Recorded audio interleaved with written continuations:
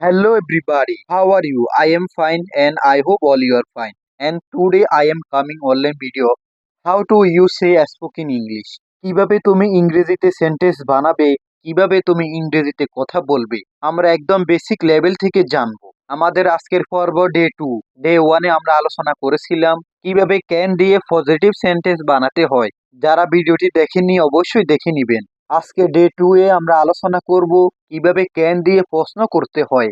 যখনই আমরা কাউকে এমন প্রশ্ন করব, তুমি কি খেলতে পারো, তুমি কি খেতে পারো, তুমি কি লিখতে পারো, তুমি কি ঘুমাতে পারো, যখনই কোনো কিছু পারো বলবো আমরা প্রশ্ন করব, তখনই আমরা এভাবে সেন্টেন্স তৈরি করব। একটি ঘর তৈরি করার আগে ফাউন্ডেশন ঠিক করা লাগে। আমরা যদি ফাউন্ডেশনটা ভালোভাবে বুঝে নিই তখনই আমরা নিজে থেকে সেন্টেন্স বানাতে পারবো। তখনই আমরা নিজে থেকে ইংলিশে কথা বলতে পারবো। যখনই আমরা কাউকে এভাবে প্রশ্ন করব, তুমি কি খেলতে পারো, তুমি কি কাজটি করতে পারো, তুমি কি ঘুমাতে পারো, যখনই আমরা এভাবে প্রশ্ন করব তখনই আমরা এই সিস্টেমটি ফলো করলেই আপনি সেন্টেন্স বানাতে পারবেন। চলুন শুরু করা যাক।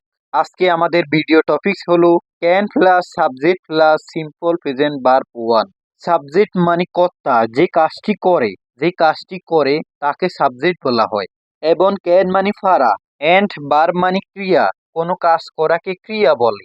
আপনি যখন প্রশ্ন করবেন তখন সাবজেক্টের আগে ক্যান বসাবেন, ক্যানটাকে সাবজেক্টের আগে নিয়ে আসবেন। Can plus subject plus verb.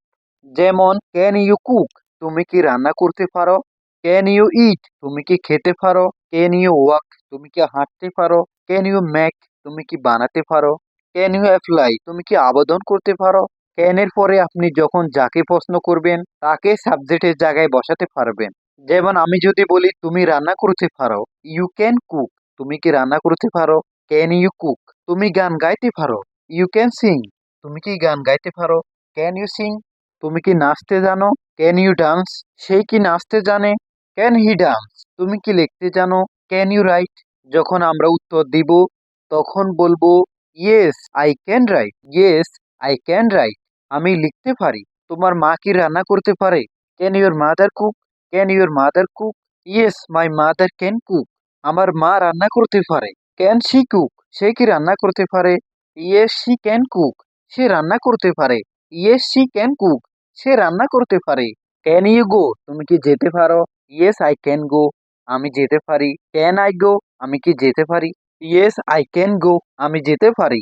Can you come, তুমি আসতে পারো। ইয়েস আই ক্যান কাম, আমি আসতে পারি। আই ক্যান নট কাম, আমি আসতে পারি না। Can you go to the market, তুমি মার্কেটে যেতে পারো।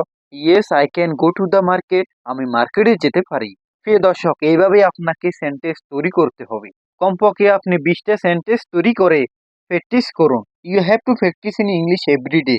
অ্যাটলিস্ট 30টি সেন্টেন্স বানিয়ে প্রতিদিন প্র্যাকটিস করুন।